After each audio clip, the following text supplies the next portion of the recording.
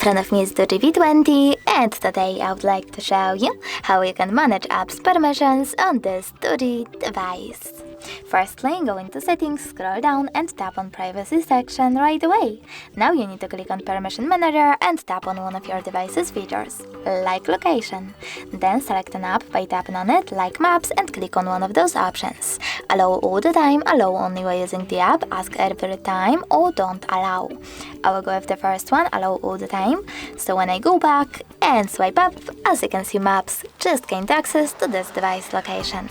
But you can always just pick any feature and any app and click on See All Google Play Store permissions instead.